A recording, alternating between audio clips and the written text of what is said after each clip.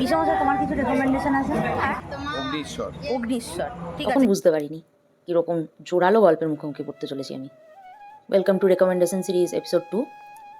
আজকের সিনেমা Agnishwar, directed by Arabinda Mukhopadhyay, recommended by doctor Manabendra Ghosh. এই প্রথম রেকমেন্ডেশন সিরিজে কোনো সিনেমা কভার করা হচ্ছে।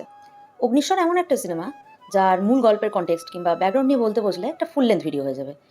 তাই আপাতত ওইদিকে না গিয়ে ডাক্তার বনবিহারী মুখোপাধ্যায়, বনফুল, অরবিন্দ মুখোপাধ্যায় এবং সবশেষে জন্মদিনে মহানায়ককে শ্রদ্ধা জানিয়ে সরাসরি চলে যাচ্ছি সিনেমার কথায়।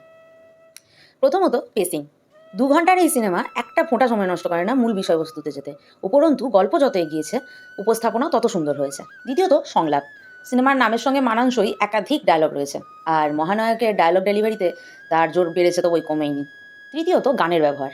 শুধু পুরানো সেই দিনের কথা কিংবা তবু মনে রেখো নয়। ব্যাকগ্রাউন্ড মিউজিকে কান পাতলেই শোনা যাবে আগুনের পরশমণি কিংবা তুমি নির্মল করো। তবে এই সিনেমার হাইলাইট কিন্তু ধনধান্যে পুষ্পে ভরা। ডাক্তার অগ্নিশ্বর মুখোপাধ্যায়ের জীবনে চলার পথে যখন এই গানের বিভিন্ন অংশ বারবার বেজে ওঠে, তখন চলচ্চিত্র যেন চৌকাঠ পেরিয়ে আমাদের কাছেই আসতে চায়। তবে আদর্শে বাহুল্যে না, একদম আমাদের ভেতরের খুব সাদামাটা অনুভূতিগুলোকেই জাগিয়ে তোলে। বলে ওঠে, শোনো শোনো, দেশ ছাড়া কোনো ইমোশন নেই, বুঝতে পেরেছো?